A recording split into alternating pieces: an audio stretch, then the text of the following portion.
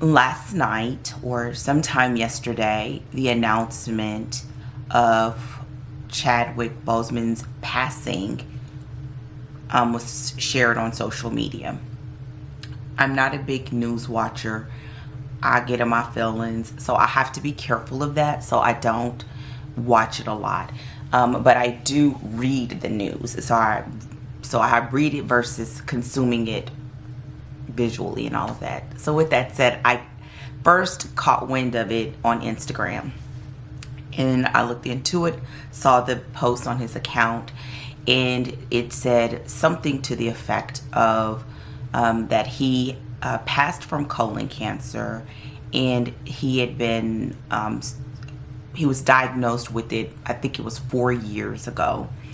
And this morning, my husband and I were talking about it, and I just realized, well, if he was diagnosed 4 years ago, and they said he'd gone through surgeries, he had gone through chemotherapy, all the while he's still making these movies that will go down in history, right?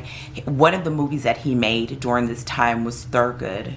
I graduated from Thurgood Law School and Thurgood Marshall School of Law in Houston, Texas, and it just blows my mind, really, for lack of a better words, that he was battling something that was so catastrophic, probably for his family. This is outside looking in, that also challenged probably everything in him, and yet he still walked in his greatness. That he still, no doubt in my mind, was totally in the zone of his purpose. That he did the work that he was placed here to do. And I find it so fascinating in light of studying right now with a lot of you the book of Ephesians, and what scripture tells us of how God, he created us with this plan in mind, and that it was formed before before the beginning of time. And now to look at this man's body of work, I can honestly tell you, he is playing on my TV at least once or twice or 3 times a week. I love James Brown. I love 42. I'm not going to say I love, but I love Black Panther for what it stands for. But James Brown is one of my favorite movies of his. And I loved what he did in Thurgood. There is something that challenges us when you see that in the midst of a personal thing, that he still chose to pursue his purpose, that he chose to stand and walk in that, and that he will live on forever. As a part of my training right now for becoming a certified editor, it's through Sean Coyne and StoryGrid, and he just had this very interesting conversation about what self-transcendence is.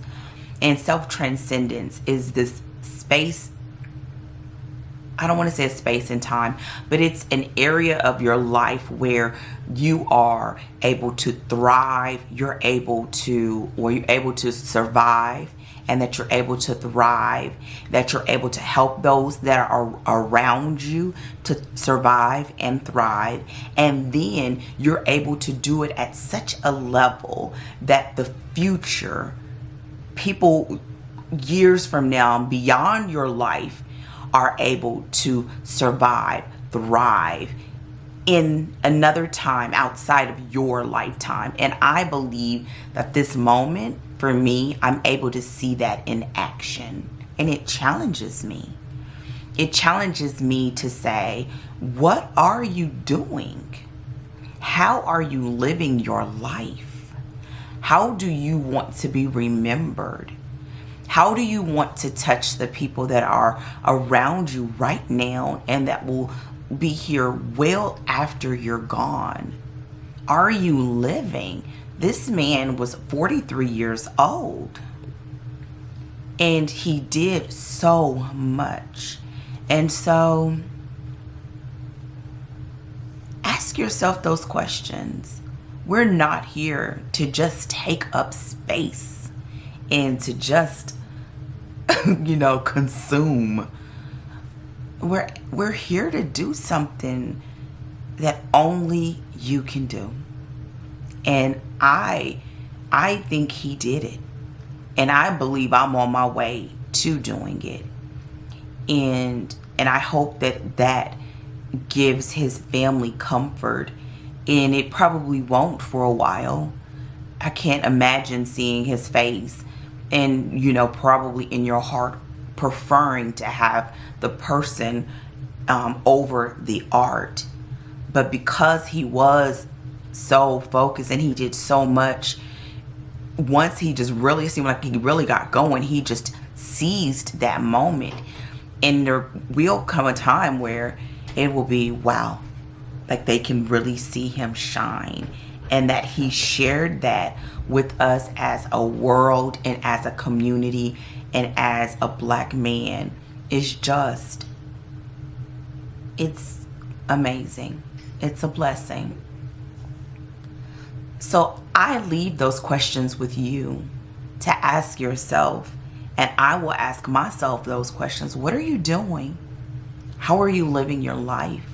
Are you living a life that your kids and your kids' kids, and even not just your children, but that the world is better because you are here?